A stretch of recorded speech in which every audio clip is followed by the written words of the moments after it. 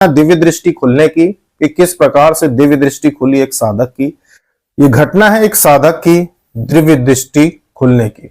दिव्य दृष्टि किस प्रकार से खुली, इसके अनुभव हर व्यक्ति को अलग अलग होते हैं। दिव्य दृष्टि का मतलब है जब आप अपने इसी शरीर में रहते हुए सूक्ष्म शक्तियों को देखने लगे, बंद आंखों से भी कमरे में रखी वस्तुओं को देख सकें, वो दिव्य दृष्टि होती है। जब आप देवी देवताओं को देख सकें, जब आप भूत प्रेतों को देख सकें, वो दिव्य दृष्टि होती है।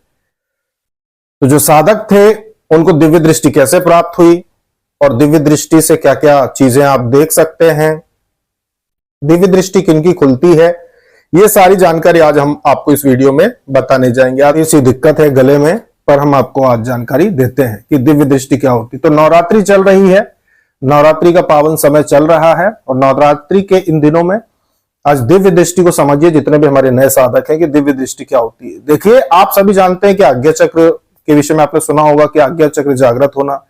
तो आज्ञा चक्र जागृत होना क्या, इससे क्या होता है। आज्ञा चक्र जो होता है, जिसको तीसरी आंख का स्थान कहते हैं, कि भाई वहीं पर एक तीसरी आंख होती है जो कि सूक्ष्म रूप में होती है। जैसे हमारी कुंडलिनी शक्ति होती है, हमारे सभी चक्र होते हैं, तो आज्ञा चक्र जो होता है उसका काम ही ये होता है कि इस दुनिया से पारलौकिक दुनिया को देखना। हम यहीं होते हैं, इसी शरीर में होते हैं, लेकिन पारलौकिक शक्तियों को देख सकते हैं, जैसे कि भूत प्रेत आदि देवी देवता जो यहाँ पर हमारे मृत्यु लोक में भ्रमण कर रहे हो, जिनका कहीं पे स्थान हो, वास हो, चल रहे हो, फिर रहे हो, किसके घर में उपस्थित हो, देवी देवता, उनको हम देख सकते हैं। भूत प्रेत आदि हो, उनको हम देख सकते हैं। घटनाओं को देख सकते हैं, भूत भविष्य को समझ सकते हैं कि भाई किसी के घर में कोई व्यक्ति आया, कोई तांत्रिक था, उसने किस प्रकार से क्रिया की, किस प्रकार से नुकसान पहुंचाया और चला गया। तो ये सारी चीजें जो होती हैं, ये हम दिव्य दृष्टि से देख सकते हैं। ये कार्य होता है दिव्य दृष्टि का। दिव्य दृष्टि जागरण कई प्रकार से होता है। एक तो अगर कोई व्यक्ति ध्यान की अवस्था में आ जाए कि बहुत वो घंटों ध्यान लगाता है, और जब वो घंटों ध्यान लगाता है तो ऊर्जा तो पहले से आपके अंदर प्रभु की है, ईश्वर की ऊर्जा है, तभी आप जीवित हैं। तो अगर कोई व्यक्ति सिर्फ ध्यान भी करता है और ये कई महीनों का परिश्रम होता है, लगातार ध्यान करता है, तो वही ऊर्जा जो उसके अंदर है, जीवात्मा जो एक, वो एक ही अंश है, लेकिन वो कार्य सभी कर सकती है। कुंडलिनी शक्ति जागरण भी कर सकती है। तो जब आप ध्यान लगाते हैं तो कुंडलिनी शक्ति धीरे धीरे धीरे जागरण होना शुरू होता है, धीरे धीरे धीरे आज्ञा चक्र तक पहुंच जाता है। और जब आज्ञा चक्र पहुंचता है तो आपकी दिव्य दृष्टि खुल जाती है। दिव्य दृष्टि खुलने के बाद आप सूक्ष्म रूप में भी प्रवेश कर जाते हैं, सूक्ष्म शरीर में प्रवेश कर जाते हैं, शरीर से बाहर भी निकल जाते हैं, भ्रमण करना शुरू कर देते हैं। बहुत सारी चीजें जिनका उपयोग होता है ज्ञान प्राप्ति के लिए। जो व्यक्ति सूक्ष्म शरीर में जाने लगता है उसको ज्ञान होने लगता है कि तो दिव्य दृष्टि से अगर ध्यान के द्वारा जागरण की गई है तो भी वो सारी चीजें वो देख सकता है। दूसरा होता है मंत्र जाप से, कि अगर कोई मंत्र जाप करता है, निरंतर ऊर्जा अपनी बनाता है, और उस ऊर्जा के बहुत अधिक बढ़ जाने पर फिर आज्ञा चक्र तक सारी कुंडलिनी शक्ति के सारी चक्र खुलते खुलते खुलते आज्ञा चक्र खुल जाता है, तब भी आपकी दिव्य दृष्टि जागृत हो जाती है, चीजें आपको दिखने लगती है। तो एक साधक की सत्य घटना सुनाते हैं जिससे आप जानेंगे कि उसकी दिव्य दृष्टि कैसे खुली, जिससे कोई ज्ञान नहीं था। अब हुआ क्या, ये एक लंबी एक कहानी है जो उसके साथ हुई। पहले ज्ञान की कमी की वजह से क्या हुआ और फिर क्या हुआ। तो साधक ने, नवरात्रि के दिन चल रहे थे, घर में देवी जी की मूर्ति की स्थापना कर ली।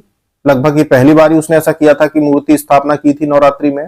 पहले उसको घर में सबने डरा के रखा था बचपन से कि घर में स्थापना नहीं कर सकते, देवी जी की सेवा बहुत कुछ करनी पड़ती है, कोई गलती हो जाएगी तो दुष्परिणाम भी भोगने पड़ सकते हैं। ऐसे कई प्रकार की बातें उसको लोगों से सुनने को मिलती थी, जिस वजह से पहले कभी उसने घर में सब देखा नहीं था। उसने तो पहली बार में घर वालों के सवाल उठाने के बाद भी कि भाई कौन करेगा, कैसे करेगा, जो सामान्य सी बात है कि हमारे घर परिवारों में विरोध होता ही है जब आप कुछ अलग करना चाहते हैं। तो फिर भी उसने कहा कि नहीं, मैं तो सेवा कर लूंगा, जो भी जिसको जो कहना है कहिए, कोई सेवा मत करना देवी जी की, मैं खुद कर लूंगा, 9 दिन की बात है, मैं खुद कर लूंगा। उसने फिर भी नहीं मानी बात, और देवी जी घर में स्थापना कर ली। अब देवी जी स्थापना कर ली, जो विधि थी पूजा की, जाप की जो विधि थी साधारण सी, उसको समझा यहां वहां से, समझने के बाद बैठ गया वो दुर्गा सप्तशती का पाठ करना और जाप करना। इस फटिक की माला से वो जाप करता था और जाप करता था मूर्ति के सामने बैठ के। उसको ये जानकारी प्राप्त हुई कि जाप की शुरुआत करें तो सबसे पहले माता के चरणों को देखें, उसके बाद धीरे धीरे ऊपर की तरफ बढ़े, माता के चरणों को देखें, फिर माता के गले को देखें, यानी हृदय चक्र को देखें, गले को देखें, और फिर उनके आज्ञा चक्र को देखें, माता के आज्ञा चक्रों को, उनके नेत्रों को देखकर जाप करें। तो उसने भी यही काम शुरू कर दिया। अब जब ये कार्य उसने शुरू किया तो लगन से किया था। पहली बार देवी जी बिठाई थी, बेरोजगार था, कहीं आना जाना था नहीं, कोई काम दूसरा था नहीं, तो उसने सोचा मैं जितना ज्यादा हो सके जाप करूं। अब उसको क्योंकि पहली बार बिठाई थी तो प्रसन्नता भी बहुत थी, तो सुबह से जल्दी से बैठ जाता था वो जाप करने के लिए, पूजा पाठ में सब में लग जाता था कि भाई कहीं जाना तो है नहीं।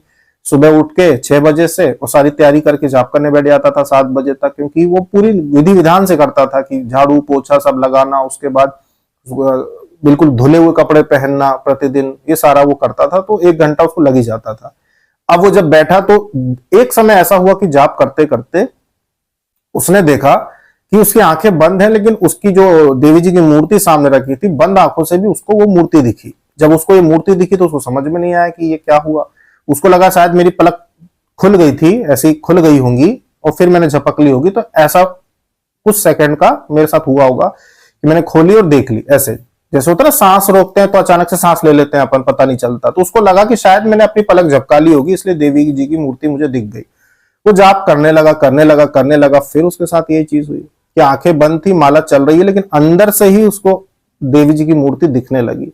अब मूर्ति जब दिखने लगी कैसे, जैसे कि एक पतला सा कोई कपड़ा हो, पतला सा कपड़ा जिसमें से आर पार दिखता हो, जैसे साड़ी होती है पतला सा कपड़ा होता है, जैसे कि चुनरी होती है पतला सा कपड़ा होता है, उसको अगर ऐसे आप डाल लो चेहरे पे, जैसे गर्मी में नहीं कपड़े आते हैं, चुनरी आती है जो चेहरे पे बांधने की, लू से बचने के लिए, तो आप बांधते हो, कभी वो आंखों पे आ जाता है तब भी दिखता है बाहर का।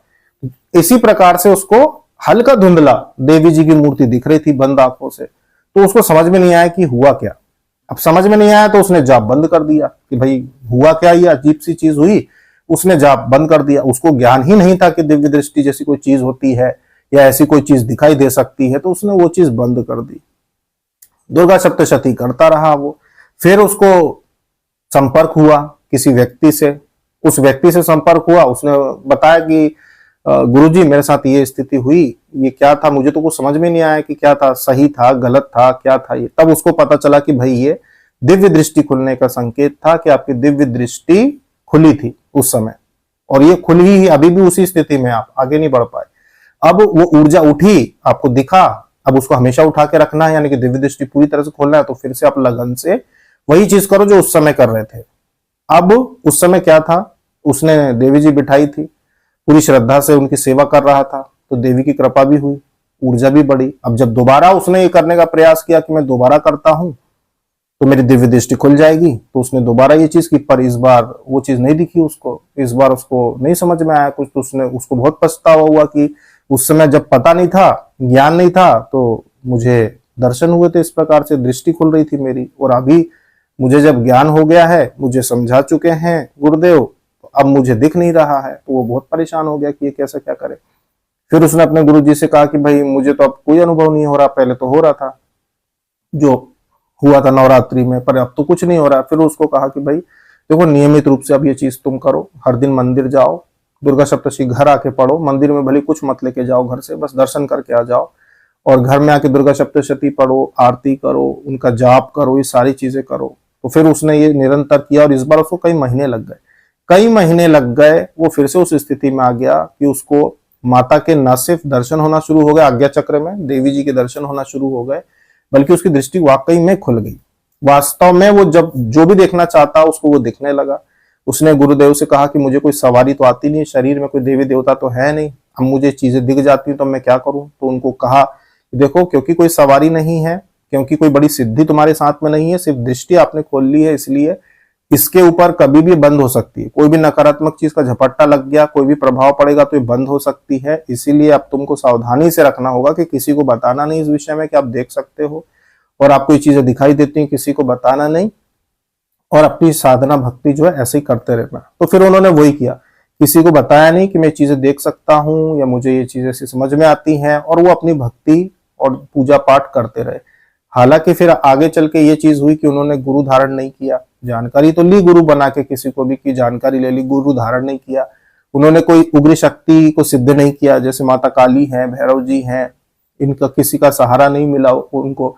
तो आगे चल के वो चीज वहीं रुकी रही, जितनी दृष्टि खुलना था उतनी खुली, जो वो देख सकते थे उतना ही देख पाए, उससे ज्यादा नहीं। जैसे कि होता ना आकाश गमन, आकाश गमन इस भौतिक शरीर से नहीं होता है, सूक्ष्म शरीर से होता है, जिसमें शरीर के बाहर सूक्ष्म रूप से व्यक्ति विचार मतलब सोचने की क्षमता से बस सोचता है और वहां पहुंच जाता है।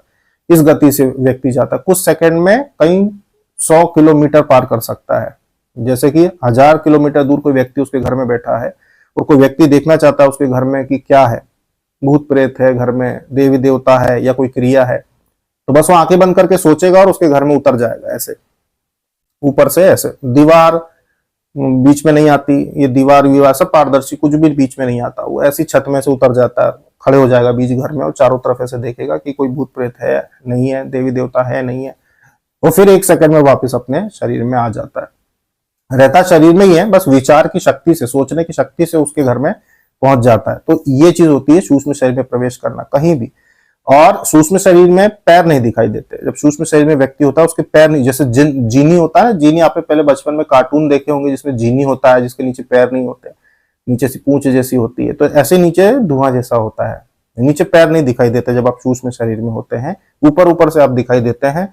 और स्वरूप बदला भी होता है कई बार, जैसे कि हो सकता है आपने हाथ में सोने के कड़े पहने हो, आपने अच्छे दिव्य वस्त्र पहने हो, आपने सर पे मुकुट लगाया हो, इस प्रकार के दृश्य दिखाई देते हैं। उसमें भ्रमित नहीं होना चाहिए, क्योंकि जब आप दिव्य रूप में होते हैं तो आपके कर्मों के अनुसार आपका वो स्वरूप दिव्य दिखाई देता है। मतलब अगर कोई दूसरा व्यक्ति, जैसे आप किसी के घर में गए और कोई व्यक्ति वहां पे भी दिव्य दृष्टि वाला है, तो उसको ऐसा लगेगा जैसे कोई देवता आया मेरे घर में, कोई शक्ति आई मेरे घर में। उसको आपका वास्तविक रूप नहीं दिखेगा कि आप एक कर्मचारी हैं या फिर आप कोई एक काम करने वाले व्यक्ति हैं, ऐसा नहीं दिखेगा। उसको आपका दिव्य स्वरूप ही दिखेगा कि कोई देवता जैसी चीज घर में आई है, तो ऐसा स्वरूप होता है। तो इस प्रकार से दिव्य दृष्टि काम करती है कि आप चाहे तो बैठे बैठे देख सकते हैं, अगर थोड़ी और मेहनत की जाए तो आप सूक्ष्म शरीर में भी प्रवेश करके जा सकते हैं। और ऐसे हजारों लोग हैं हमारे देश में, गृहस्थ भी बहुत सारे हजारों लोग हैं जो ये सब चीजें कर सकते हैं, लेकिन गुप्त रखते हैं, किसी को बताते नहीं, दिखावा नहीं करते। चाहे तो प्रसिद्धि भी पा सकते हैं, पर वास्तविक साधक प्रसिद्धि इन चीजों की वजह से चाहते भी नहीं है कि उनको कोई प्रसिद्धि मिले या वो लोगों के बीच में जाए, नहीं, जहां है वो उसी में खुश है। तो ये चीजें होती है, इसलिए पता नहीं चलता। पर हजारों लोगों के पास दिव्य दृष्टि है ऐसी, क्योंकि आप उस तरफ हो इसलिए आपको नहीं पता, पर हम इस तरफ हैं। तो हमसे बहुत लोग संपर्क करते हैं, अपनी अपनी बातें बताते हैं, अपनी अपनी यात्रा बताते हैं अध्यात्म की। तो हमने देखा कि यार ये तो सैकड़ों की संख्या थी, साल भर में सैकड़ों आते हैं। मतलब अभी तक हमसे हजारों लोग संपर्क कर चुके हैं जिनके पास दिव्य दृष्टि है। तो कोई सूक्ष्म शरीर में जाता है और बहुत सारे अनुभव लोगों को होते हैं, तो इनकी संख्या बहुत है। तो कोई भी साधक अगर सोचता है कि भाई आप अध्यात्म के मार्ग में चलेंगे तो आपको ऐसे कोई अनुभव होंगे आगे चल के, हाँ बिल्कुल होंगे। आपको जो मन में शंका आती हो कि भगवान है कि नहीं है, ये सारी शंका वो ईश्वर स्वयं पूरी कर देता है। इसमें किसी व्यक्ति को प्रमाण देने की जरूरत नहीं, हमें प्रमाण देने की आपको जरूरत नहीं है कि देवी देवता होते हैं कि नहीं होते हैं या किसी और को। ये सारी तो भगवान खुद प्रमाण दे देगा कि चीजें होती हैं और कैसी होती हैं। तो इसीलिए ये थी सत्य घटना। अगर आप लोग भी चाहते हैं कि आपको ऐसे कोई बड़े अनुभव हो, आप भी अपनी आध्यात्मिक यात्रा में आगे बढ़ें, तो सांसारिक चीजों से अपना थोड़ा सा मन हटाकर और अपनी भक्ति में जब आप बैठते हैं तो पूरी तरह से भक्ति में दिमाग लगाएं, तो आपको भी अच्छे अनुभव होंगे, जैसे उन साधक को हुए जिनको दिव्य दृष्टि की प्राप्ति हुई। किया उन्होंने सिर्फ यही दुर्गा सप्तशती का पाठ करना और मंत्र का जाप करना, माता की दृष्टि में देखकर वो जाप करते थे श्रद्धा से, और ये सारी चीजें श्रद्धा से ही करते थे। यहाँ तक कि कपड़े भी रोज बिना धुले नहीं पहनते, तो धुए हुए ही कपड़े प्रतिदिन पहनते थे। और ये एक अच्छे साधक का ये निशानी है कि अगर आप चाहते हो कि धन लक्ष्मी वैभव की प्राप्ति हो आपको, तो हर दिन धुले हुए कपड़े पहनना। कोई भी साधक हो, ऐसी गलती मत करना कि आज कपड़े पहने हैं इनको कल भी पहन लिया, या एक बार पहन के रख दिया अलमारी में कि चलो इनको दोबारा पहन लेंगे। नहीं, अगर आप चाहते हैं कि श्री का लक्ष्मी का वास हो आपके घर में, आपके जीवन में, तो हर दिन धुले हुए कपड़े पहनना चाहिए। भले ही आप उसको ज्यादा साबुन आबुन मत लगाओ, बस यूं ही धो दो। जैसे आज पहने, ज्यादा साबुन की जरूरत नहीं क्योंकि एक दिन पहने, थोड़ा बहुत साबुन से धो दो, पर प्रतिदिन धुलना जरूरी है। धुले हुए ही कपड़े पहनो। कपड़ों की संख्या ज्यादा रख लो, 7 जोड़ी कर लो, 10 जोड़ी कर लो, कि भाई एक बार जो मैंने पहन लिया, अगली बार अगर 3 दिन में भी एक बार कपड़े धोएंगे, जैसे अकेले रहते ना कुछ लोग, 4 दिन में भी अगर कपड़े में धोऊंगा तो मेरे पास कपड़े फिर भी रहेंगे हर दिन धुले हुए कपड़े पहनने की। तो ऐसी व्यवस्था करो और साफ सफाई से रहो और साधना करो। आपको भी ईश्वर दिव्य दृष्टि प्रदान करे, सूक्ष्म शरीर में जाने की शक्ति प्रदान करे, अन्यथा आपको दर्शन दे और ऐसे से अनुभव प्रदान करे कि अध्यात्म में आप अपने भक्ति मार्ग पे उन्नति करें। तो प्रैक्टिकल करें अपने घर में, साधनाएं करें अपने घर में, उपाय करें अपने घर में, और भगवान में आपकी जो विश्वास है, श्रद्धा, उसको बहुत ज्यादा दृढ़ बनाए इन अनुभवों से। ये थी जानकारी नवरात्रि में दिव्य दृष्टि एक साधक की खुलने के ऊपर, कि किस तरीके से उनकी दृष्टि खुली थी। जय श्री कृष्णा।